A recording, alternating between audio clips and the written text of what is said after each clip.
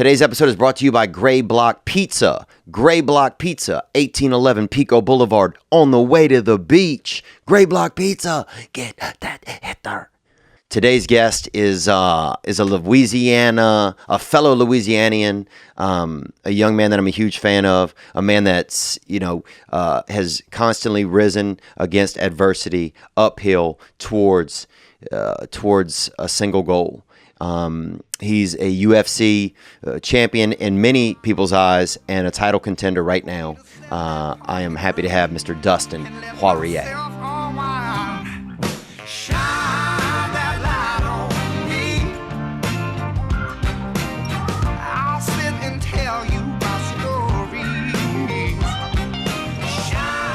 Yeah, I'm from Covington. That's where I'm from.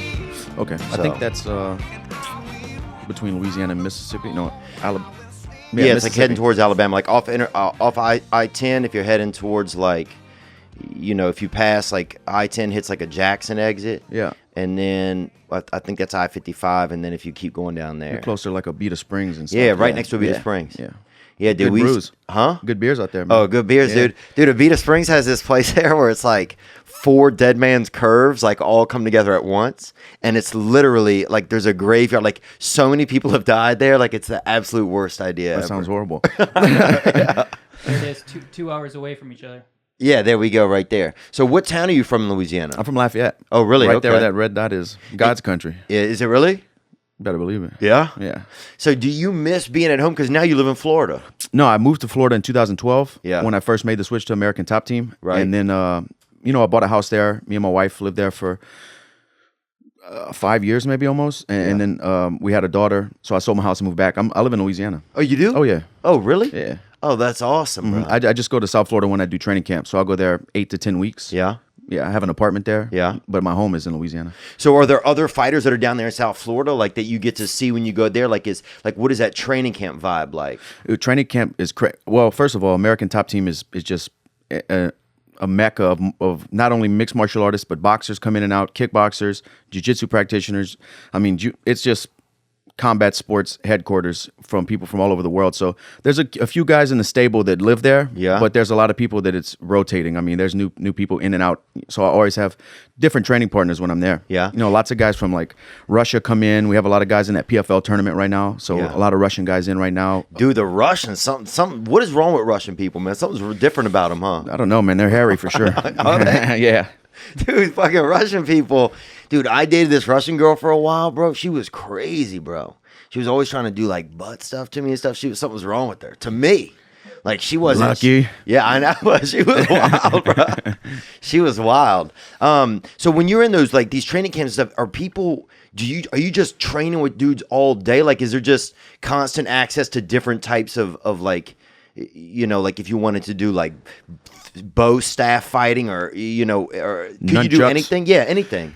Nah, I mean, they probably have some self-defense stuff that they do teach, but it's normal stuff. They have boxing classes, jiu-jitsu classes, mixed martial arts classes, but then there's a pro team, and we have our own separate schedule. So we don't, for the most part, the pro guys don't train on the normal, everyday, schedule that the a customer or a family would come in. You can't have guys in there. Oh, I see what you're saying. Beating each other up with their shirts off, sweating and bleeding all over, with kids on the mat. And you guys will get bloody in there. Sparring sometimes gets pretty serious.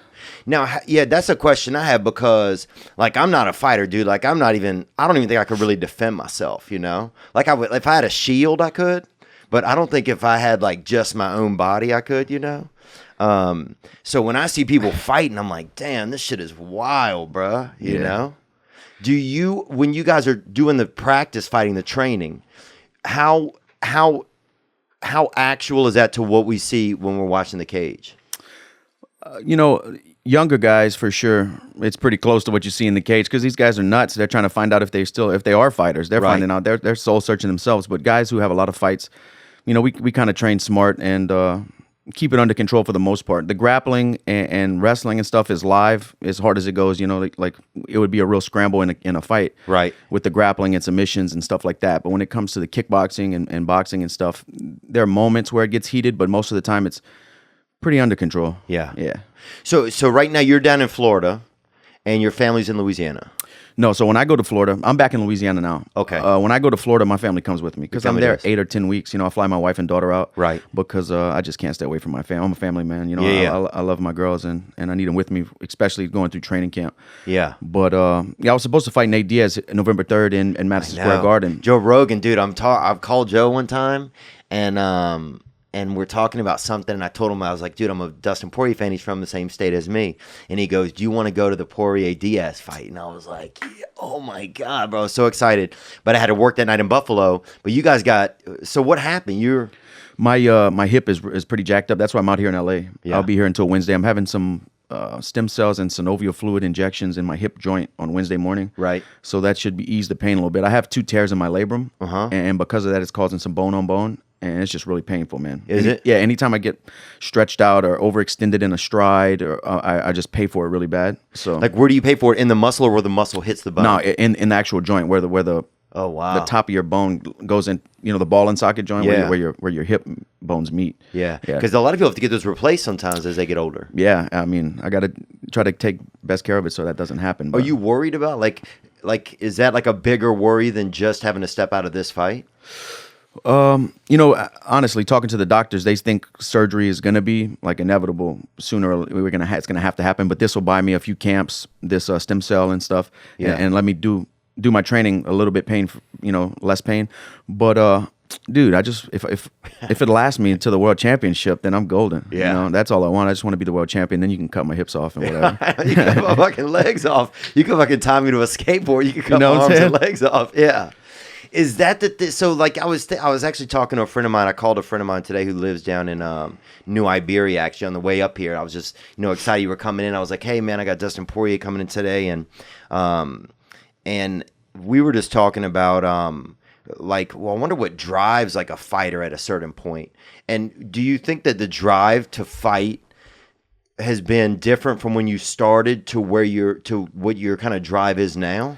Does it evolve? Because I can imagine as you get older, when you're young, you kind of like have that frenetic, youthful energy, and when you're an adult, you get a little bit more articulate as to like what your plan is.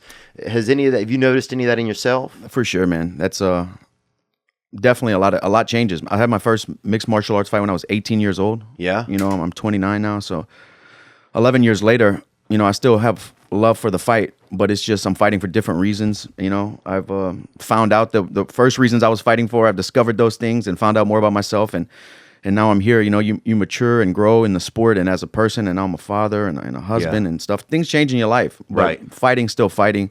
But I'm fighting for different reasons now. I got people depending on me. That's the biggest motivation I could ever have. Is it really? Yeah. Yeah. Oh yeah. So you feel that like that now it's like, yeah, I wonder sometimes, I guess, would you have to evolve for different, like, not passions, but different things that drive you?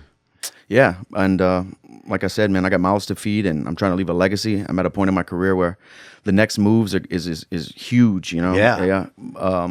So, Yeah, do you think? Yes, do you start thinking about like Michael Bisping? He does he does. Actually, I was watching an interview you did with him the other day, which was pretty funny. It was after one of your fights. Yeah. And he's like, he's works with Fox now and does fights stuff like that. Do you think about that kind of stuff, or do you think about like, would you like to train maybe in the future, like train younger guys, or do you have some of those thoughts? I'm gonna be in fighting some way or another. But you like, love it. yeah, I mean, I am this. This Yeah. is what I am. But everything everything I have in my life, dude, everything I have is from these two things right here in my brain. You feel me? I didn't finish high school. I had low paying jobs, Yeah. and now everything I have is an empire built off of fighting and chasing my dreams. So I can't turn my back on this. I'll always be part of fighting somehow. Yeah. Training people is not a huge passion of mine, but Right. being part of the sport is. Like helping professional fighters is something that I would like to do. Yeah. But like training families and kids and stuff, it's in jiu-jitsu. I have a lot of buddies who open gyms, and that's what they do now. And Right. that's not a big passion of mine, but another 5, 6, 7 years, we'll see. Maybe it will be. But right knows? now, it's just I'm addicted to the fight. Yeah. Yeah. So how were you like?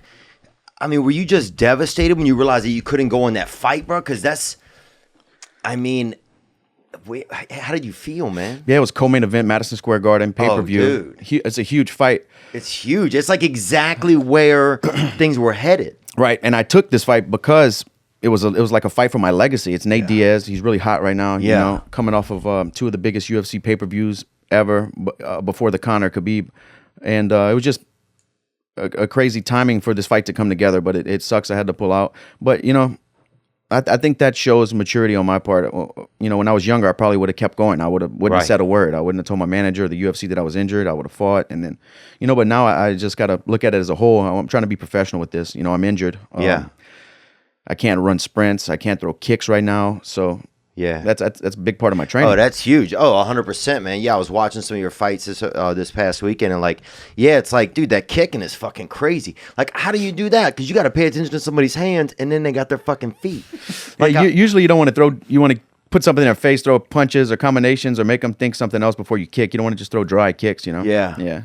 Now, what does a dry kick mean? Just I just call it dry kick. Just a kick by itself. You usually want to set it up with something like throw a hand combination or just something to distract them from the kick. Right. Yeah. Oh, I see what you're saying, dude. Yeah, I watched one. They had a fight that you had done with this guy, Cub Swanson. Remember a while back? That dude looked like he had like 9 arms, bro. That dude, it seemed like it was fighting like it looked like you were fighting 40 raccoons. That guy was just, it was like he's like a tornado or something, it seemed Yeah, like. he's a vet, man. Been around a long time. I grew up watching that guy fight. Did you really? Yeah, in WEC, you know. And would it be, so is it scarier if you grew up like watching a guy, or do you have any thoughts like that when you go in? Like, is there any like fear about the actual guy, or is there fear about the cage? Is there fear about like, what is that kind of like when you go into the fight? There's not a lot of fear. It's just a lot of anxious energy, you know, the unknown. But yeah, anxious energy. Yeah, just a lot of anxious energy. But a guy like Cub, you know, I take pride in fighting those kind of guys. Like, guys I grew up watching, like him and Eddie Alvarez, my last fight. You know? Yeah, dude, that guy's a journeyman. That guy's fought like 40 times or something. He's like, he has every belt of every major organization, you know, and he's going to ONE FC and chasing another one. Jesus. But I take pride in that, and I'm happy with that, because like they say, you know, work until idols become rivals, and that's where we're at now. You know, I'm fighting these guys. I've thought, man, I used to go to Buffalo Wild Wings with my wife and be like, "Oh my God, we're watching this guy," you know, and now I'm in the cage with them. That's fucking so cool, bro. Yeah. Dude, that's the same way I feel about comedy. It's like sometimes I'll be in a green room and like Rogan's in there or Bill Burr's in there, and I'm like, damn, dude, this is crazy. And they're not looking at me like I'm a weird guy and I'm not the server. You know? That's crazy. So so you have this moment now where you have to step aside from this fight to make sure you're well. And then did you have to talk to Diaz before that, or how does that kind of break down? No, I speak with my management and then with the UFC matchmakers and stuff like that. Yeah. But this is a quick turnaround for me. If my hip body takes good to the stem cells, they're saying I'll be training in 3 weeks. Oh, wow. And hopefully I'll be a lot less pain and range of motion will be better, and we'll see. But I'm gonna, you know, keep good energy and have a good mindset about it. I'm pretty sure it'll help me out. Yeah. Do you feel that? So now, would the Diaz fight then be hopefully rescheduled, or does he go on to fight somebody else? I don't even know how that works. It's different in every case. But I saw interview Dana White saying he didn't want to rebook this fight. But if they do want to, I'm open for it for sure. Right. Yeah. So if they do want to rebook it, you'll just if we want to move it to January, whatever, let's do exactly. it. That's perfect. Right. Yeah. Damn, January's perfect, bro. Get the holidays out of the way. Yeah, my birthday's January 19th, so try to get it in before that. Yeah, so you can celebrate. Yeah, man. So when you're at home right now, like, what's that like? I mean, you got the family life going on. I saw you guys have a beautiful little girl. Thanks. She's beautiful, man. Thank you, man. And you met your wife in Louisiana? Yeah, in middle school. Oh, really? Yeah, Damn. crazy. Yeah, middle school, man. I haven't looked there in a while, thank God. And so you guys were just like sweethearts, huh? Yeah. Been together off and on all through middle school, through her high school while she was in high school, and then we got married, you know, at 20 years old. Wow. Yeah. Dude, that's so like that's so like that's so like kind of Louisiana. That's so that area you're from. People do that, man. Oh, that's awesome, huh? Yeah, that was we were watching some dolphins in Destin, Florida. That was after this last fight. We went on a little vacation. And does your daughter know that you fight? Does she think you wrestle? Like, does she have any thoughts? Does she see anything? She's putting it together now, man. Because like when I leave the house, she says, "Dad's punch."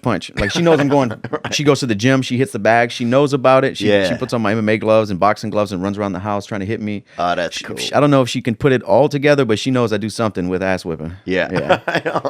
That's great. So now with the Diaz thing, man, like, so you don't reach out. Did you reach out to him after? Was there any like communication after? Did he say that he was bummed out? Like, He's talking shit, saying I'm faking an injury and stuff like that. But yeah, people are gonna say what they want, fans and him and whoever else. But I have 2 tears in my labrum. I can't fake this. This is really, really painful. Right. And this was gonna be my 40th fight. I've never pulled out of a fight or missed weight in my life. Like Right. I'm not scared to fight somebody. Come on. yeah, you're ready to fight. This is how I eat. Yeah. Yeah. Were you disappointed? So you're disappointed that this happened? Of course. Yeah. This is a huge blow to like what I had plans of. Yeah. I was gonna beat Diaz and then challenge for the title beginning of next year. Sometime I was hoping. Yeah. But everything happens for a reason, man. Yeah, 100%. Do you guys have well this will give you at least time like over the I guess over the holidays, then you'll be able to like there'll be a lot of excitement probably amongst your family and like energy kind of moving up towards the fight. Yeah, and it's I don't get to spend a lot of time home. I've been fighting so often since we moved back to Louisiana that I'm in the house a month, 2 months, and we're back in Florida for 2-3 months, and then so at least I'll be home for the holidays most likely. And I have a nonprofit. I'm going to do something for Thanksgiving. And in Lafayette, Yeah, man, Louisiana. we're gonna make a donation to that too, dude. Oh, dope. Yeah, I saw it on your website. So Awesome. that's really awesome. And it seems like a lot of that's part of your story. Like you like when you think about helping people, like is there a certain group that you think about helping, or like where do you think like help is needed when you think about that kind of stuff? So my nonprofit is just like whatever we think at the moment that we can help and make a difference in our local community, we do it. So Right, I don't I have saw like, you guys were doing backpacks for kids and school supplies this year. That's awesome. we did that after the last fight. 500 backpacks and school supplies for the whole middle school that me and my wife went to actually. Wow. Start a little dating club over there, actually, bro. Yeah, speed dating. But no, we just do whatever's happening in the community. And right now Thanksgiving's coming up and I'm back home, so we're gonna do full plates for Lafayette is the name of the thing we're doing now. And we're just gonna have a pickup a couple days before Thanksgiving, and I'm gonna have you're from Louisiana, you know what a plate lunch is. Oh, dude. But I'm gonna have thousands. I'm gonna shoot for like 3,000 or 4,000 plate lunches filled with Thanksgiving food, and then people can just come pick them up. That's awesome. Whoever needs it. That's what we're doing next. Cool, man. We're gonna make $1,000 donation to that. That's incredible. I appreciate it, man. Yeah, man. Well, I appreciate it too. That's so cool. I appreciate you being out here, and I love that, man. Yeah, I think there's and that's one thing I miss about being like at home a lot of times is just like out here everything is so like separated, bro. Yeah. Shit is so it's just like everything's like work out here and you don't get a lot of feeling of like familiarity and stuff like that, Yeah. My wife was just talking about it the other day when we got back home, because I've only been home for a week and I had to leave again obviously to come here, but we went to the grocery store and she was saying like how nice people are, and like Oh yeah. Yeah, it's just so different in like Miami area, or I'm sure out here. I haven't been here long enough, but people are just so quick. Out there back in Louisiana, man, it's people want to know what's going on. They want to talk. They want to help you out. Yeah, it's for the just most more part. relaxed. Yeah. Yeah, for the most part. What do you guys have planned for the Halloween? Well, my daughter's finally old enough to know what's going on and dress up, so we're gonna bring her around the neighborhood. Yeah? Yeah. We were at home last Halloween, so she was only 1 year old then. But And do you dress up like a fight, like in your like fight stuff when you go for the Halloween? nah, I don't do too much dressing up. Yeah? Yeah. Just that's for the kids. Yeah, it's for the kids. Right man. on. What about when you were a kid? What was Halloween like when you were a kid? Oh, we actually got a question right here. This came in from this guy. Looks like he already lost a fight. If you can see this on the YouTube or not. Here, we'll listen to this one real quick. Hey Dustin, hey Theo, big fans of both of you boys, and I was just wondering if you had any good Halloween stories or memories that you'd like to share, and what you're gonna dress up as this year. Thank you. Good luck to both of you. There you go. Good timing. Yeah, good timing, man. I'm not dressing up, man. Nah, I'm not dressing up. Now, what if your daughter wanted you to dress up? When she's old enough to ask me and really want me to, then that's a different story. Okay. Yeah. And what about stories back in the day? I don't really, dude. I don't. Never dressed up. Nah, I mean, Really? Nah, I don't have any memories of that, bro. Really? Yeah. Wow. But do you remember like Halloween, like when you were at school and stuff? Like they would. I don't. Wow. Not really. Yeah, I guess not, huh? But they do it over there, huh? Oh, for sure, big time. Yeah. Yeah. I didn't go to a whole lot of school, honestly, man. Really? Yeah. So did you like learn a lot at home, or what was going on there? Yeah, I started getting in trouble in middle school. And when you say trouble, were you were you just like fighting people? Yeah, stuff like that, getting expelled from middle school for fighting and stuff Damn. like that. But I got put in a alternative program and put back in the right grade. Yeah. And then I went to ninth grade, and then I got in a bunch more trouble. and did a little bit of ninth grade in juvenile detention, and then I just didn't go back to school. So do you think, like, what caused all of that? Because you were probably the dude, then if I was at school with you, I'd be like, fuck, that guy's a fucking dick, you know? Or that guy's like, I'd be scared of that guy. Nah. Were kids like, was it just like a kind of a tough environment, or was it like you guys like just like to fight, or what was it? I'm from north side of Lafayette, Louisiana. It's a tough area. Yeah. But yeah, I was just always getting in trouble and scrapping and doing things I shouldn't have been doing. Yeah. And school just wasn't your thing. No, it wasn't my thing. And you got out. Yeah. Damn, that's freaking wild, bro. Just Yeah, like, man. I'm fucking out of here. And that's back I actually got arrested for truancy for not going to school. Did you before. really? Yeah. When, in like 8th or 9th grade? Yeah. Mm-hmm. Because there was some point I remember, like after 8th grade, first of all, like 70% of the black kids at our school were gone after 8th grade, bro. Like I didn't know where any of them went, right? If they weren't playing sports, a lot of them were out. And then, yeah, and after night, a lot of kids left. Like in Louisiana, I didn't even think about that. Yeah. A lot of kids just fucking jetted, Just bro. start working, you know? Yeah. Or just get in, like, especially if their family had a job or something like that. What kind of work did you get into?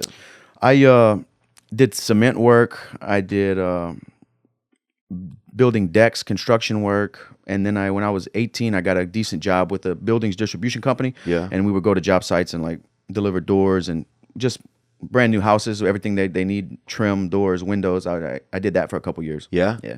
And at what point did you were like, man, this isn't for me? I was fighting during those times. You were already fighting? Yeah. I was fighting when I was 18. But I did that, and I had benefits at the place, so I didn't want to quit the job because, you know, And do you have your lady with you? Yeah. Okay, so you had to support that. Yeah. But I was making like such little money that I was just working because I needed the benefits, and I was fighting. So, you know. Damn, I was bro. still working. I was still working when I was fighting in the WEC. I think even in the UFC, I was still working. Was there what was that moment like where you're like, okay, now I at least have enough income where I don't have to do a side job? Was that? That was a huge part of my life because I was like, I'm finally. But, you know, people run around and say they're a professional fighter, but they're not really feeding their family and paying their bills being a professional fighter. Yeah. Technically, It's the same with they comedy. are. Yeah, right. It's like you kind of say you are for a long time, but until somebody sees you fucking on a real stage on television or something, it's just like. But even then, I was on television. I was still working. You know. Oh, wow. Yeah. But when I got to finally walk away from my work and commit 100% to fighting, it was a. You know, I felt like the sky opened up and the sun was shining on me. Like, we made it. You know, we really have a chance at this. That's crazy, man. And the wildest thing about your profession, like at least, you know, in so many professions, you can kind of be anywhere. You know, there's a billion lawyers, you know, and there's a billion, you know, there's tens of thousands of comedians. But in your profession, there's only like, it just keeps getting smaller towards the top until you have the strap. Right. Yeah. And there's, you know, lots of fighters nowadays. It's such a popular sport. Yeah. And it's not like we find out who the best is. You know, we fight each other and find out who the best is. So that's a pretty cool way of, you know, filtering out everything. Yeah. When you look back at like a fight that if you could have another fighter do one over, it could even be one that you won or it could be one that you didn't. Do you have any that pop into your head that you're like, oh, that one? One that sticks out for sure is the Conor McGregor fight. I just way too emotional. Yeah. You know? I just cared too much about everything going on and read too much about what people thought. And was he a celebrity at that point, really? No, not really. I mean, he was. Right. A lot of people, he had a lot of hype around him, but he wasn't the guy he is now, you know? Right. Yeah, now it's almost like he's now he's more of a celebrity. Oh, huge. Than a fighter. Yeah. Or not more than, but it's like equal. Yeah. And it's different. It's different when people become that. Or I notice anyway, like in stand-up, like Dave Chappelle will come into the comedy club, and he's like a celebrity. You know, when he gets on stage, and he's a funny guy, but if Bill Burr comes in, Bill Burr is a comedian. Like, Bill Burr does his fucking job. He murders every time. Like, Chappelle is a little bit more like, oh, look at me, where Bill Burr is like, sneaks in, does his fucking work really good, and leaves, you know? I feel that. For the love of the craft. Yeah. Do you start to see that in your line of work too? Like some guys, when they become celebrity, like it seems different. Yeah, people change for sure. Yeah. Start making money.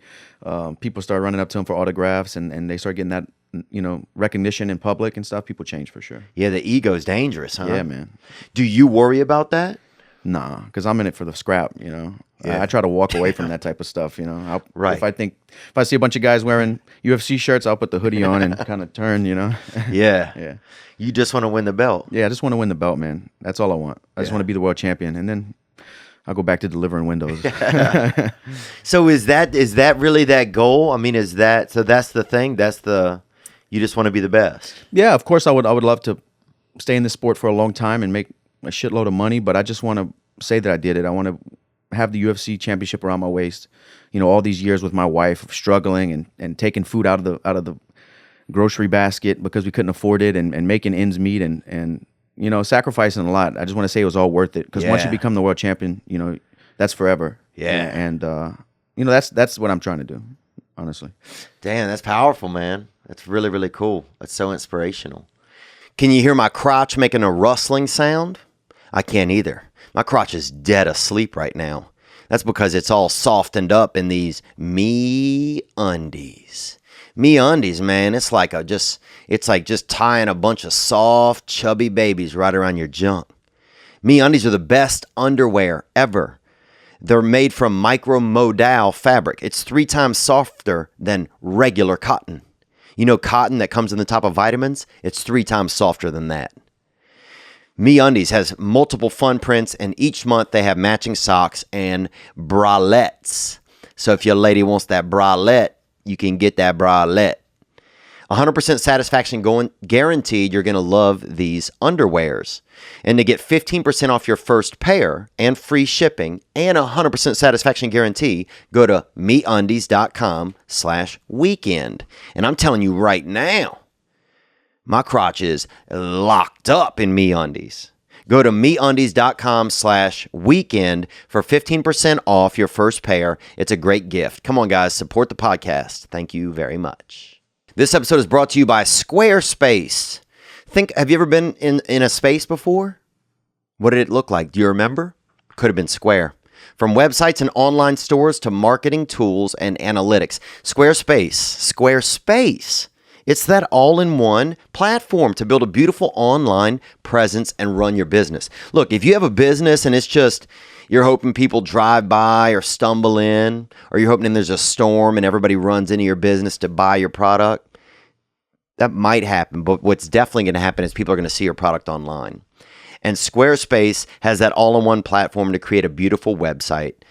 Domains, websites, online stores, marketing tools. It's award-winning 24/7 customer service. That means if it's 4 a.m., dude, you can wake up and get that assistance. You can head to squarespace.com for a free trial, and when you're ready to launch, go to squarespace.com/Theo Von to save 10% off your first purchase of a website or domain. That's squarespace.com/Theo Von to save 10% off. Squarespace. Does your wife work as well?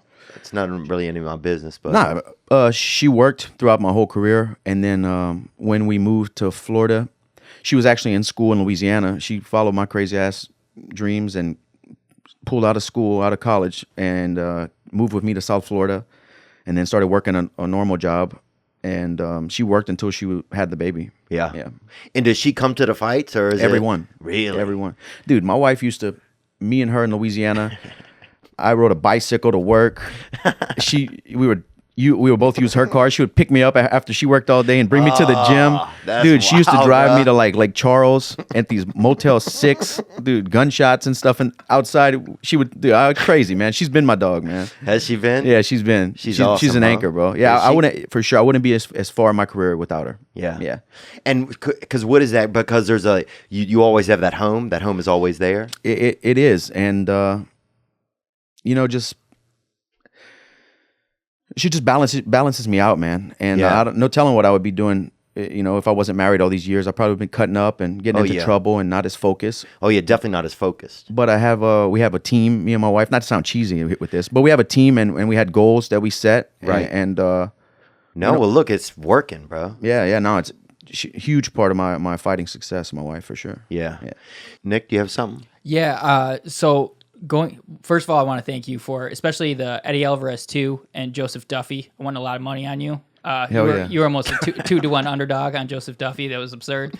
So thank you. But going back to that Conor fight, when you were fighting at 145, like how much are you depleted fight night? Do you feel fresh and now you're at 155? Are you fresh by fight night when you cut that much weight, or does it have an effect on your performance? I'm sure it has some effect. I don't feel it as much at 55, even though I'm cutting a lot of weight to make 55. 55 is not easy anymore. This last fight with Eddie Alvarez, fight night, I left the place I was staying at to go to the arena. I was 178, so Damn. I put on 23 pounds. I'm still cutting a lot of weight, but at 45, I felt really, really bad. Yeah. And what is it? You just feel like weak, like there's not a lot of water in your cells, so you're probably... You kind of, for me, I maybe people's symptoms are different. I just felt a little off balance. I felt like foggy in the head. Yeah. I felt my muscles would get fatigued when I would squeeze. Like they would, just a pump would come really quick, and it just weird feeling my whole body. It felt a little flat-footed sometimes. Yeah. Like I put the weight on and my muscles didn't suck it up. It was just like in between my skin, kind of. It's a weird feeling, man. It felt jiggly almost. Yeah. Yeah. Do you have you noticed? Are you like really in tune with your body? Like, can you kind of like, because you're constantly. I mean, your body is it's your occupation almost. Oh, I'm very in tune with my body. Yeah. Yeah. So you can kind of feel all the time what's going on. Yeah. Yeah. Is are you more weary these days of like pushing the envelope sometimes because as you're 29 now, as you get older, it's like, it's like the years start to become crucial.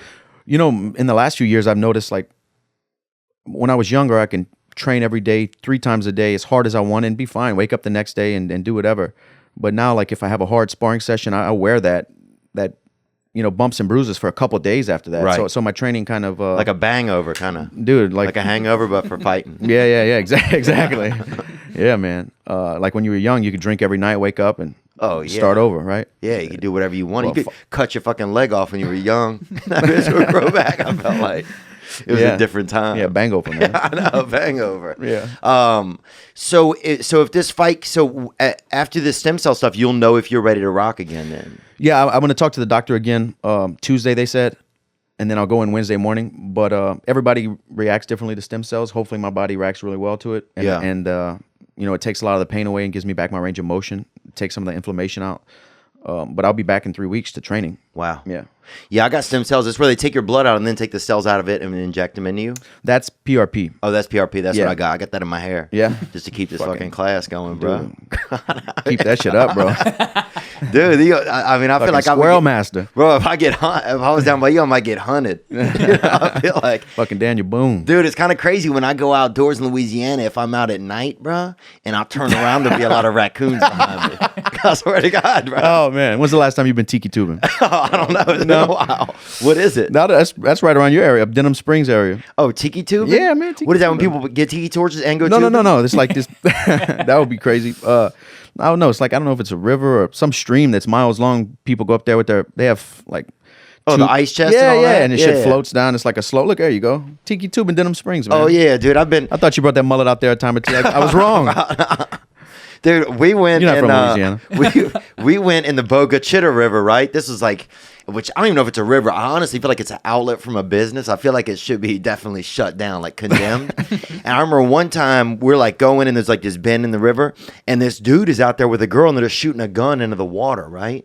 And they're on a date. It's like this guy that's like That's romantic, bro. Yeah, it was romantic, right? You go here popping off. So we start coming around this bend and we keep getting closer and they're just still shooting into the water. This guy's obviously trying to fuck. So I'm yelling. I'm like, hey, bro, could you guys stop shooting the gun? And the guy yelled back, he's like, why? Because there's literally like 20, it's going to almost be like a game you would see at a carnival where like, people are trying to get those little ducks or whatever. Yeah. Fucking idiots, bro. That's Louisiana, man. We had tubing Louisiana. in Wisconsin on the Apple River, and that was Wisconsin's Mardi Gras. Basically, they were just like people had beads and girls got wild, and for some reason at the end of the river there was always a Jack Johnson concert. It was really weird. What do you miss about growing up in Louisiana? Like, do you miss anything about being young, or do you feel like was that the best time of your life? Is this the best time of your life? I mean, they're both awesome. Yeah. Was y'all's family pretty close? My family was my mother and her mom and dad. We were close there, but my family was kind of spread out. Yeah. Yeah. I kind of miss the innocence of the beginning of my fight career. Oh yeah. I kind of miss that a little bit. Yeah. Yeah. That was a fun time of my life. But growing up in Louisiana was fun, man. Picking pecans and getting into trouble. Yeah. Yeah. Isn't it interesting that like I start to think about that too? Like I didn't realize that like the journey part of it was like was going to be the craziest part. Right. Now it's a little bit more like business. It's still fun. Yeah. You know, even with comedy, you know, like not to compare them, but it's still exciting. Like, you know, the shows and the, you know, and the preparation and doing the little shows to get to the big shows. Right. But like, I remember hanging my groceries outside of, like, I was in Kansas City one winter, and I would buy groceries and then hang them out of it was freezing outside, so I'd hang them out the window at night to fucking keep cold, and then bring them in the morning to thaw out and then eat lunch, you know? But it was like, things like that were going to be the best, you know? Yeah, for sure, man. Like the struggle journey, sometimes. bro. Yeah, the journey. Yeah. The journey's kind of the wildest part. Right. But it's all still fun for sure, man. Yeah. Yeah. So how many more fights do you have to get to to get to the belt? We'll see. I mean, I'm ranked number 3 right now. So it's Khabib is the champ, then Tony Ferguson, then Conor, then me. Yeah. Conor just fought Khabib. Tony probably is going to fight Khabib next. So I'm after that. Right. Yeah. So why was Diaz the fight that you got put into then if he's not in those 3? He's ranked 10, I believe. Oh, it was just a fun fight that, I mean, sometimes you get the right matchups that you know are going to be a banger, and this one's one of them, you know. This Damn, was one dude. of them. I met his brother one time, bro, and I was that guy was wild enough, man. Nick Diaz. Yeah. Yeah, man. They got something like they're fighters, man. For sure. They're fighters. No doubt about it. Do you think about when you go in now, is it more about like, do you prepare for the fighter's weaknesses and strengths? Or because I'm watching some fights when you were young and it was almost like letting like a dog loose from one side of the ring, you know? Right. Like, you know, when somebody's dog would get loose and suddenly it was fucking coming at you. Yeah, you can't do nothing about it. You just, can't do nothing just about scream. It. Yeah, that's it, bro. It was like all you could fucking do is scream. Watching a car wreck. Oh, shit. Like, damn, this car's just going to keep on wrecking, bro.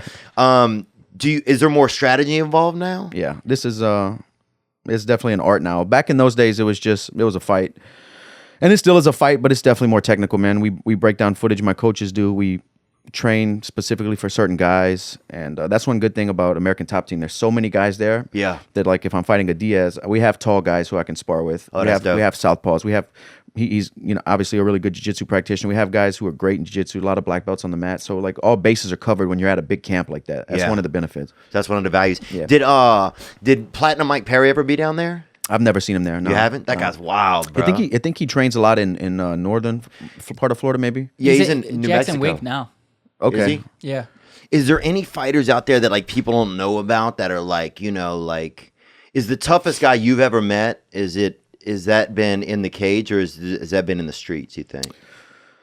I don't do any street fight. I haven't been in a street altercation. Maybe like the gym or something. There's incredible guys that you've never heard of coming from all over, man, that I run into in the gym. That are, you know, hopefully they make a name for themselves or get a break and get that moment of spotlight where they show who they are. But there's lots of great, everybody who's in the UFC has made it there, and then they're incredible fighters. But there's so many guys out there that haven't made it there yet, or that are fighting on smaller shows that are just as good as a lot of these guys. Yeah.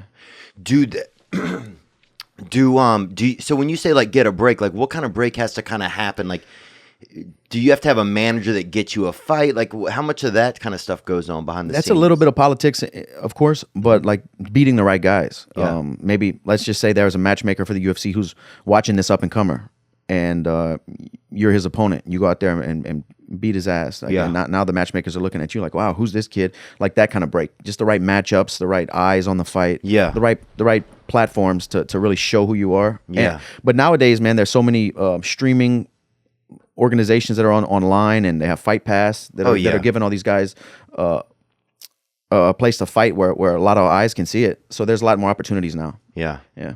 Dude, I remember when they had this thing for a while, it was like gay dudes were fighting at bars, right? And they would set up like a ring or something, and they would have two gay dudes would fist fight. And people would bet on it and shit. I remember that, dude. I think that was, when I was at LSU for a while.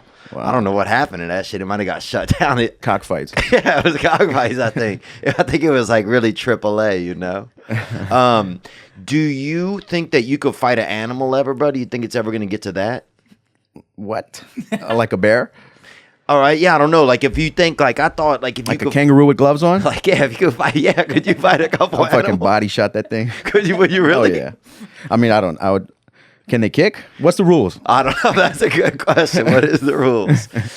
Sometimes I just wondered that. Like if I was a fighter, right? That's what I think about. Like if I was a fighter, you know, and I could fight, And then I would stop thinking like, oh, would I quit fighting people? Yeah, and want to start fighting animals. That's the Nate Diaz kangaroo. Is it? Yeah. It did look like Nate Diaz a little. Pull up the Nate Diaz kangaroo side by side. That really was the one. Was it really? Yeah. Are you amazed sometimes how some guys look like they can't fight and then can totally fight? Yeah, that's one thing I learned early. Like, looks are, if a guy looks strong for the most, there you go. Right. Oh, wow, that's wild. They're identical. That is very similar. Virtually identical. That is very similar, bro.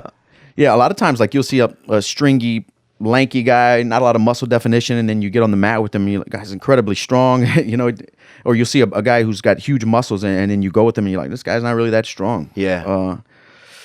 A lot of that's for show. I mean, most of the time, a guy looks big and strong, he is, but that's like, it doesn't transfer over to grappling and fighting. He might be able to lift a lot more weights than you, but like functional squeezing and technical stuff, it's not the same. Right. Yeah. That one punch is still there. Like if a guy's really big, he's probably going to have a good shot. Yeah. But it won't last long, and then the muscles don't translate when you grapple. What was like? Did you have like ever have like a plan when you first started to have like a finishing move? Dude, honestly, I trained my whole career just to finish any way I can, with strikes, submissions. I never once game plan to go to the judges or win round by round. I just fight. Most of my fights, I've never really had a solid game plan. Really? I don't like that. Yeah. I just like to fight. You like to fight? Yeah, I just like to fight. So for you, it's like you get a feeling you are in a fight. Right. So if the guy kicks a lot, we kind of prepare for that, but I'm not putting together crazy stuff that we just get ready for a lot of kicks. Or if the guy boxes well, we do a little bit extra boxing, but I know some coaches go crazy with game plans, like we're going to jab and then we're going to put him against the fence and take him down, and like I never done that. Right. I just fight, and hopefully opportunities present themselves and I capitalize. And I kind of trust myself in combat. I've been, like I said, this is going to be my 40th fight with Nate Diaz. I've got a lot of time in there, in that. Right, in that, yeah. In that hook. Yeah. Is it fucking violent, bro, when they close that shit up? Have you ever heard them like, does it make a sound when they close the cage door? Oh, yeah. It's metal. You hear the metal. It's so scary, bro. Dog, I will fucking look for a trap door. I'm sure like the same thing when you're on stage at a comedy show, like all the lights are on you, right? So the crowd looks really dark. Yeah. So it's like that in the cage. Is it it's really? like it's really light up.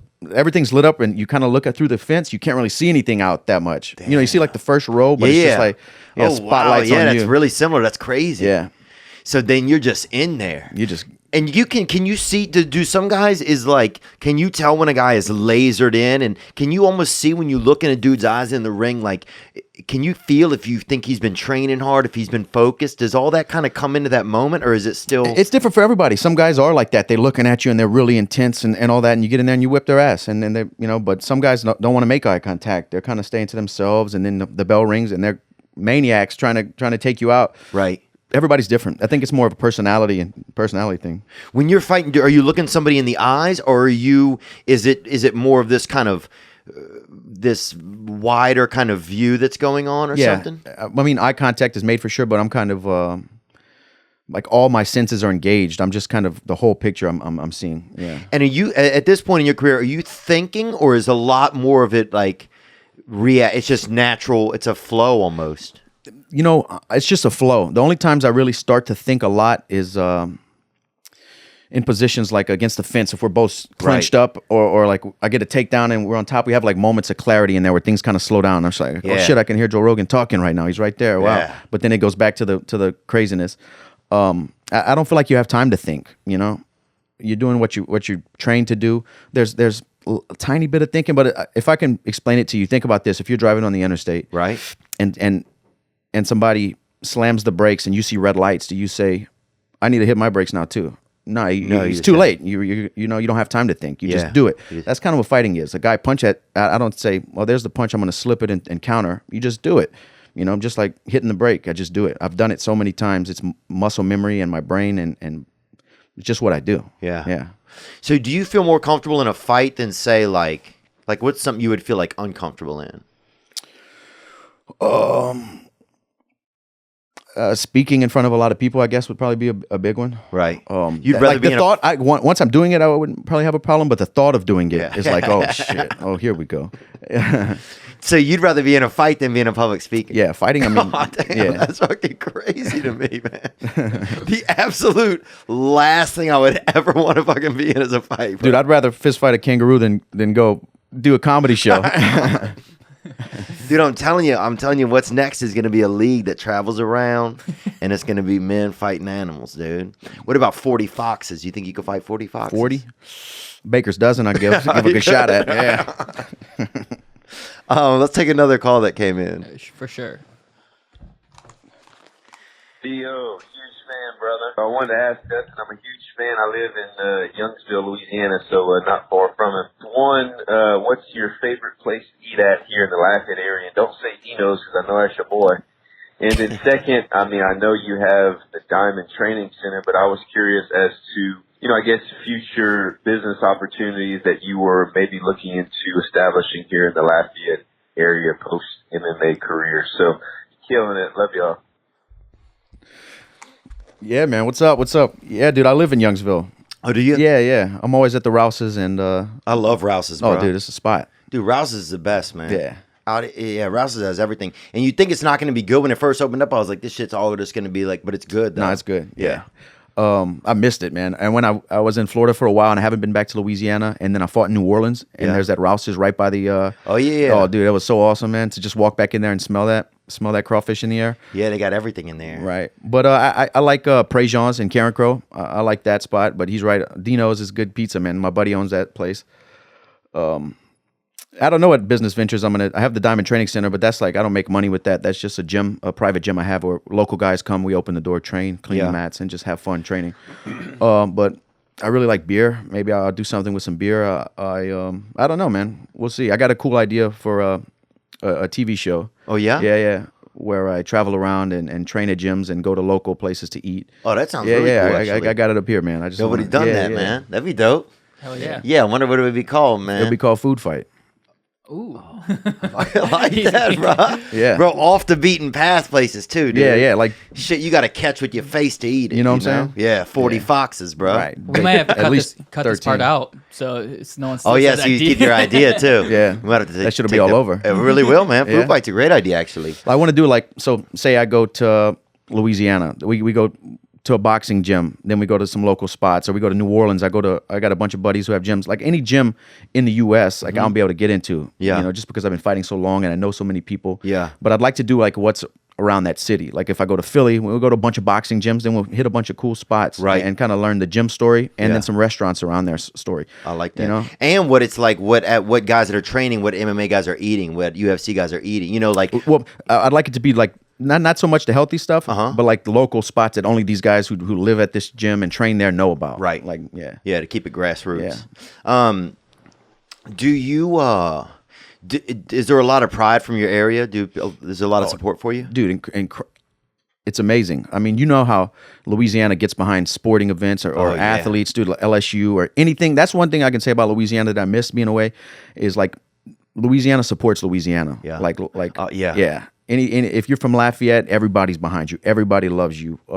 It's a good feeling to have that sense of community. Yeah. Especially over there where you guys are. Like my area is more like just rural white kids. Like our area was just kind of white and black. It was, we had some rednecks, but we didn't have a lot of like, where you guys are, I feel like everything is a fucking recipe. You know what I'm saying? For like sure, everything, like if water floods in the house, then that's soup. It's like, it's just that kind of place. For sure, yeah. And family is like, and family's super important in Louisiana. That's another thing. Right. Like people don't care, like their dreams and stuff are important, but some people's their whole dream is just to spend time with their family. Yeah, and that's beautiful in itself, man. Yeah. But I think that's just the culture there, like, in Lafayette, the area I'm from, is Cajun country. That's where all the Acadians are. Oh, yeah. So it's just a really good group of people. Yeah. Yeah.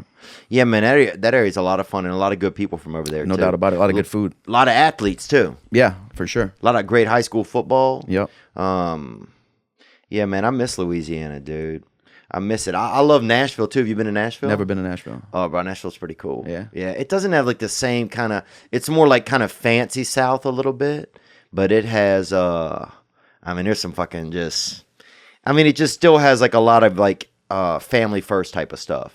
You know, right. That's why like, when I get out here, I'm just like, I feel like everybody, I don't know. Family's not as important, you know? Yeah. But I think it's just because it's more of a city and it's just more of a place where people come to work. It's business. It's business. Yeah. It's business out here, man. Business. Nah, yeah, in Lafayette, dude, or Louisiana in general, like everybody's, like I said, supports local. If you go into a bar and there's Louisiana beer, that's what people are ordering and drinking. You know, if there's homegrown Louisiana food, that's what they're ordering. That's what they want. Yeah, it's just, I like that. I like that. Do you feel, do people like, do you get a lot of hard heads that come at you because you're a fighter that want to take on Poirier? I don't put myself in those kind of positions, honestly. Right. I don't go to like bars really and stuff like That's that where that much. happens. Yeah. Probably out drinking and stuff. It would happen a lot, but that never happened. More on Twitter. Yeah. There's a lot of tough guys on the internet. I know. Instagram and Twitter. The internet's fucking filled with idiots, Yeah, bro. Knuckleheads, man. That'd be another Not in show. person, never. No, never in never. person, bro. Never. Oh, it's the worst. Was there ever an injury that you, like where you hit a guy where you were like, oh man, this is, like you almost, like you didn't feel, like you knew it was part of the fight, but you're like, oh fuck, I feel bad about that. No, never. No. That's not it. No. It's not part of it. No, it can't be. Right. So There's no room for that, man. There's no room for that in No, it. when I get in there, Yeah. I'm that goes back to like me saying I'm not looking to ink out rounds and win a decision. When I get in there and the bell rings, Yeah. I'm trying to finish you or you're going to finish me. It's like that's all it is to it. This is combat. Right. You know. And how hard is it now to have that patience to wait for that Diaz fight, to wait, like, you know, because that's like, I mean, it's just, you know, I feel like it would just stress you. It is, but I'm honestly a little proud of myself, man. When I was younger, this would have felt like the end of the world. Oh my God, this was such a huge fight. It's not coming together. What am I going to do? Everything's falling apart. Oh my God. Now I'm just like, it's just More time. Yeah, it's just everything happens for a reason. If they want to fight, it'll come back together. If not, we'll move on. But we're in a good spot, and there's only a couple guys left you can fight. right, and just take it in stride, man. I'm gonna get I just want to not be in pain. You know, I just like I said, I have people depending on me, and I need to give myself the best shot at being a world champion. And to do that, I need to be healthy and be able to train like I need to train. Yeah. Yeah. So Cormier's from Louisiana. Do you guys ever Same high communicate or school. no? Really? Yeah. We talk all the time. Yeah. He's a big guy. I never met him. He's a big guy. Probably not much taller than me. He's round. He's round. Yeah. He seemed like an ottoman. You ever have an ottoman and you try to push an ottoman over and you can't really get it over, you know? You know what I'm talking about? The thing you put your feet on? Uh-huh. I feel like it would be like three ottomans just like stacked on top of each other, man. Yeah. Is he a pretty cool guy? Real cool. He Real seems cool guy. really, really cool, Yeah. man. Do you talk to other guys, like say like you're gonna fight Diaz, will you talk to other guys that have fought him? If there's somebody in my camp who's fought him, then we'll talk. But I don't go like searching, you know, or trying to find somebody's input. Yeah. Yeah. But if like I said, if there's somebody at the gym who's fought him, they'll give me some input. Right, Yeah. right. Do you like when you're envisioning it, are you just thinking about the fight? Do you have any like mental stuff where you like envision like after the fight? Like do you have any sort of like I guess stuff where you kind of like go through things in your head kind of, or what's some of your procedure? Yeah. You know, fight week, I think I try to focus a lot on being in the moment. Like tomorrow's going to come, like, you know, Sunday after the fights, I'm going to go home to my family. Everything's going to be okay, but I just need to focus on right now. You know, not yesterday, not tomorrow. I just need to be right now in the moment, be aware of everything, be okay with myself, it's a weird feeling, but I know how I need to feel, and I know my mindset, how it needs to be. That's a huge part of fighting is mindset. Yeah. It took me a long time to realize that. Really? Yeah. It's, I mean, the biggest weapon you can have. Wow. Yeah. And so do you see it on some of the younger guys now? You're like, oh, I used to be just like that. All the time. How all funny the is time. that? Yeah, all the time, man. I'm like, just hearing stuff, not only the way they act in practice, but some of the stuff they say. Yeah. I'm like, man, what a knucklehead. Yeah. You know? Dude, that's one thing. It's kind of interesting how like as you get more up in your field or as you spend more time in it, just looking back and being like, man, especially when you said like, oh, I would have thought that was the end of the world. And everything, what I can remember when I was a young fighter, I lost a fight or got hurt in practice or something didn't come together, or a sponsor fell through the way I didn't think it was going to come in, and like, I thought it was the end. Yeah. Like, I was like, oh my God, this is such a huge, what am I going to do? It matters so much. And man, you know, I'm a fighter. Having a daughter has helped me a lot. Put things into perspective. Really? Fighting is just something I do. I love it, and Right. I'm passionate about it, and I'm addicted to it, and I want to be the best in the world. Right. But at the end of the day, that's just fighting, man. Right. I'm a father. Right. And she has a life, and I'm a husband and a son. Like that stuff, it took me a long time to realize that, but that stuff is and looking at it this way, caring less, caring less about fighting, I feel like I'm a better fighter now. Yeah. Yeah. Oh, that's powerful, man. It took me a long time to realize that, man. That's powerful stuff. And do you think some of that stuff is just stuff that comes with age? Yeah, I'm Dustin Poirier. Right. Fighting is just something I do. Right. And I know that now. Yeah. Yeah. I'm a bad motherfucker though. I know that too. Dude, that's fucking wild, bro. Imagine waking up in the morning and being a bad motherfucker. I could never imagine. Every morning. I know, dude. Never goes away. Every morning, bro. That's fucking awesome, dude. Fuck, dude, I want to fight Nick. When you after the fight, is there something? I was thinking about this, man. Like, it's so rare, like in my life, that I have things physically that make me feel like alive.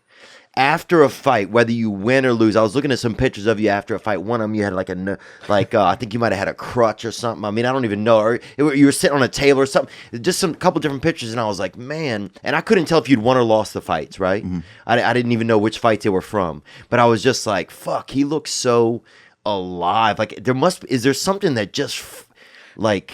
To get in front of, well, I guess any fight, if nobody's watching, it's just so...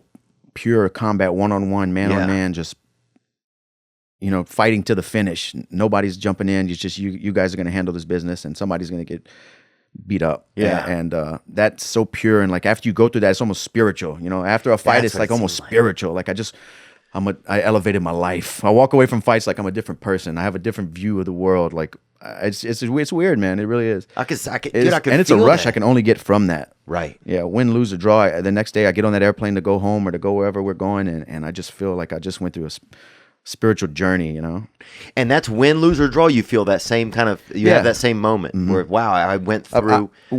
Winning is obviously the best thing. It's like a trip or something. Like you're tripping. You can have a good trip or a bad trip. Yeah. Obviously, losing is you're on a bad trip. Right. But it's just that. It's just a high that you're on, and you can only get it from that.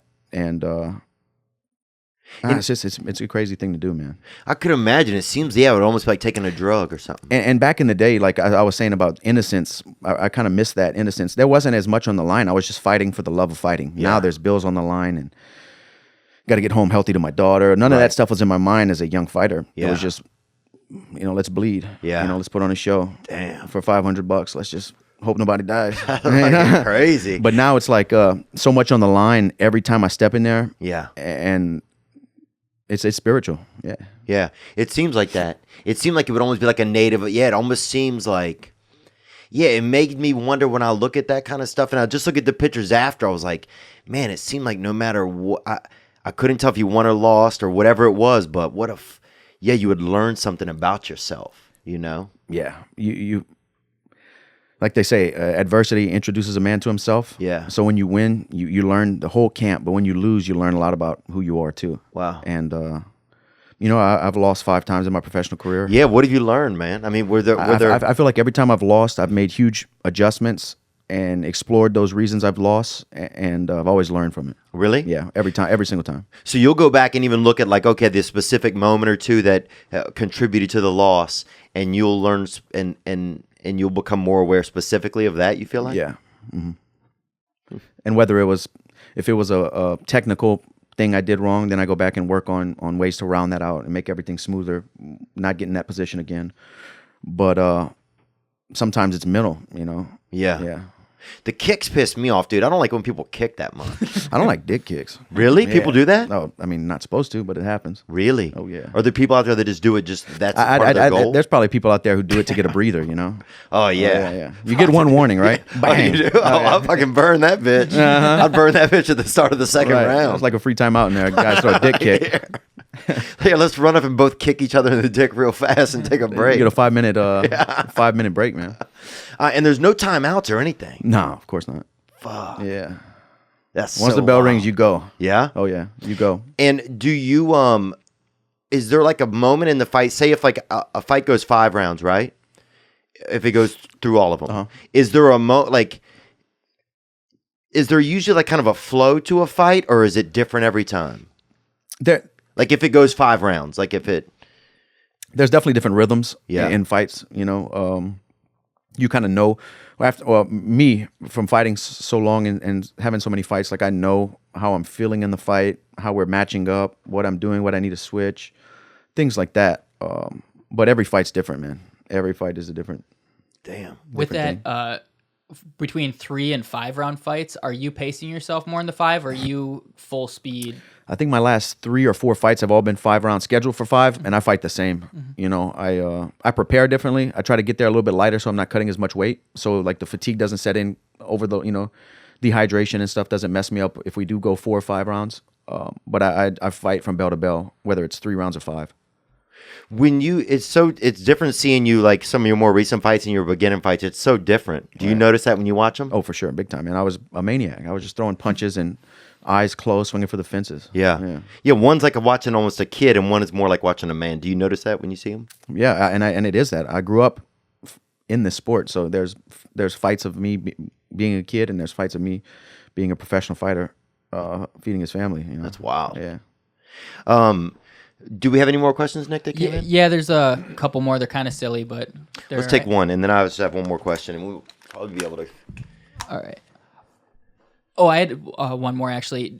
Are there fights that you've had that were like on a card, but they weren't like pro fights that on your record, like in Louisiana, like just in a bar in a cage? So everywhere's different, and I didn't know that till I got out of Louisiana.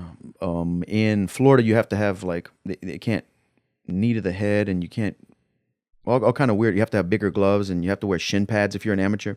So I have 9 fights in Louisiana that aren't on my pro record that are pro fights. Wow. I mean, right. Yeah, the same rules. Yeah. Small gloves, knees. You know, some of them where you were allowed to elbow. So those just aren't on my record. Word. Yeah. And I've never really been out of Louisiana until I started traveling for fighting. Really? Yeah. So getting on a plane to go fight somebody, Damn. First time on a plane is pretty crazy, you know? It's like the military. It's like Vietnam. It's like a lot of people, the first time they got on a plane was just to go fight somebody, you know? Damn. But yeah, here's our last question then. I was wondering if arguably the greatest fighter of all time fighting this weekend, Untitled Chapter, how do you think you must have against him? Thank you and good luck. So for those that are only listening, he asked with the greatest fighter of all time, Artem Lobov, coming up fighting next weekend, how does Dustin think you would do against him? If you want to give a little background on the Artem. GOAT, Artem Lobov, is one of Conor McGregor's training partners. I'm looking forward to watching him fight, man. How would I match up against him? I would stop him. But who do you like to watch fight? I like to watch fighters, guys like Nate Diaz. I like watching him fight. His brother. Nick Diaz? Yeah, I like watching both of them. Eddie Alvarez, you know, Justin Gaethje. Some of the guys that I've fought are really fun guys. That's why I take those fights. So guys who I like to watch fight, it excites me. That's the kind of fights I want to be part of. So that's why I fight a lot of those guys. Yeah.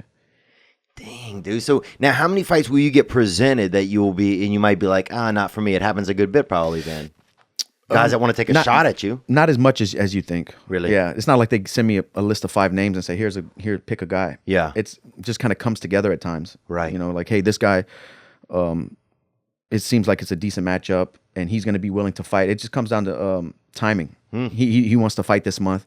You said you'll be ready to fight this month. You want to do this, yes or no? That thing. It's not like I have a choice that often, but I'll ask for certain people. Yeah. And then that's when they make it happen. And do you, so say if some come in, will you like, do you decide immediately usually? What's your process? Do you kind of take a beat? When they call me with a fight, I call my coaches. I say, hey, what do you think about this matchup? And then we take the fight. Yeah. Yeah.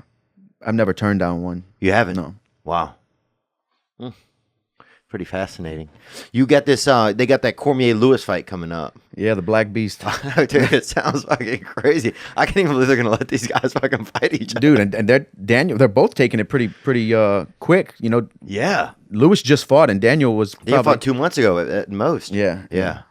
Does what happens in that? What is a negative about taking a fight quickly? The good thing is these guys are heavyweights, so they're not going to be far. You know, they can weigh whatever up to 265 pounds, so they're not going to have to cut weight. For me, it would be a scramble because I'm obviously going to be a lot heavier than I would be after a whole training camp. So I'd have a lot of weight to cut. You got to go in there and cut it up. Oh yeah, and that'd be really bad. You know, but you don't get time to train for the opponent. Yeah. You know, you don't get a lot of those sparring rounds and a lot of mat time that preparing for a specific style. there's lots of downfalls to taking short fights like that.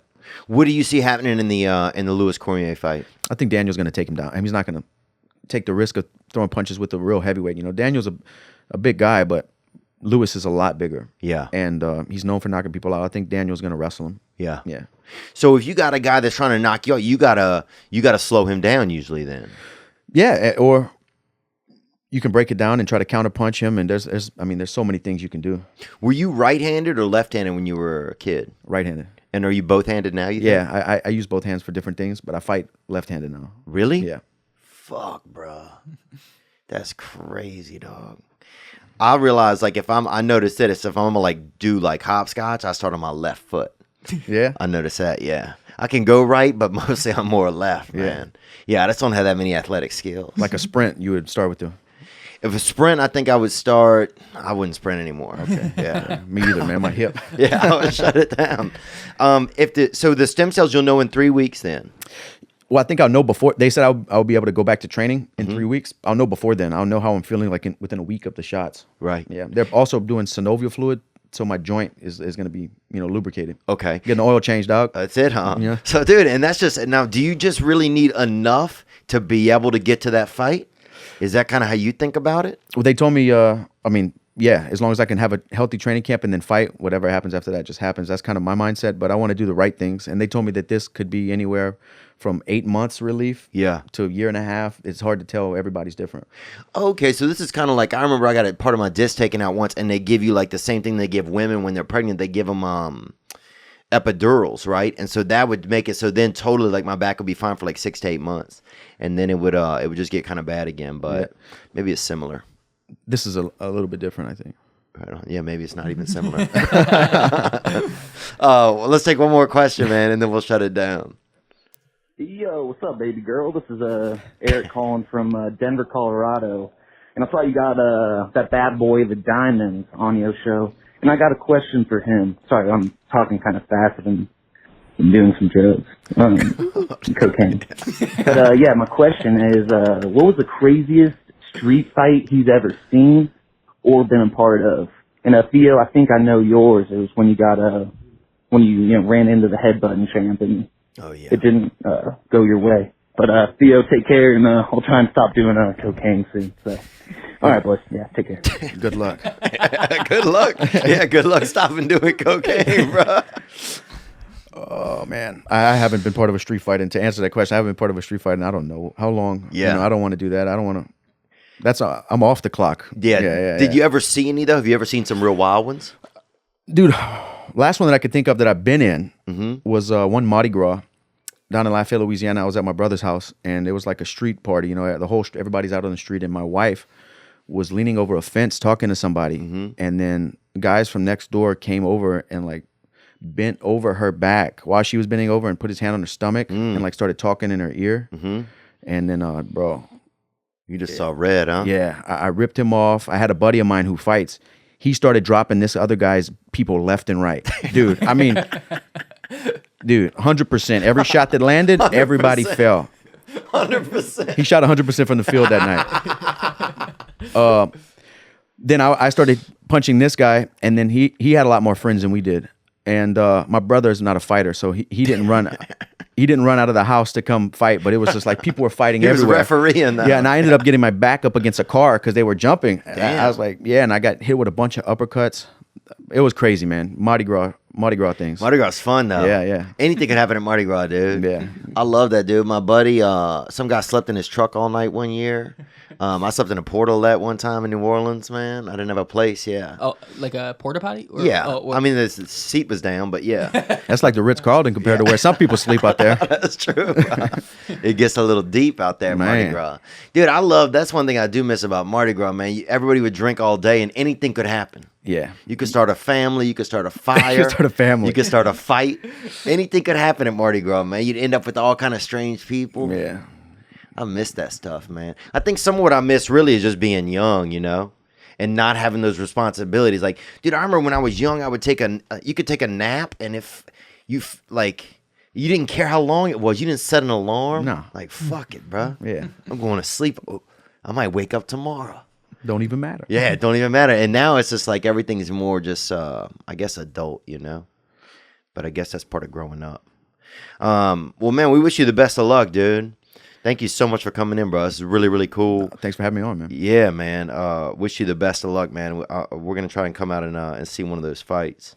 That'd be dope, man. If you ever back in Louisiana anytime soon, dude, hit me up. Yeah. And I'll show you a good time. Yeah. We'll eat some boudin crackling. Dude, I'll come over there and do something, bro. Do something strange. You know what I'm saying? Dude, I'll eat some fucking fox. I'll bring some fox meat.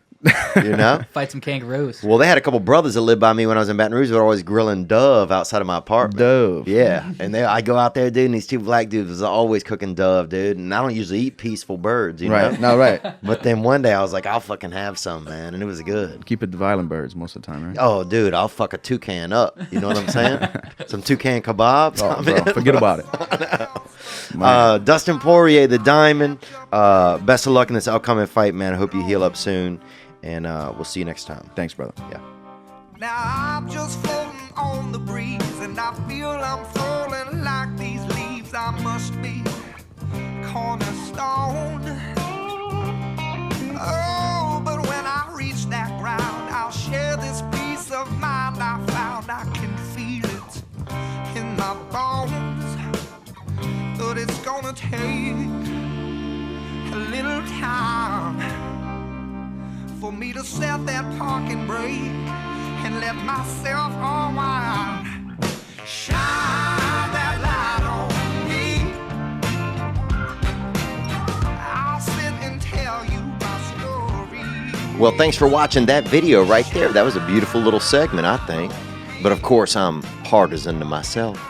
But you can move on to another video right now. You can check on this video or on this video. That's two different options. And you can also subscribe to the channel.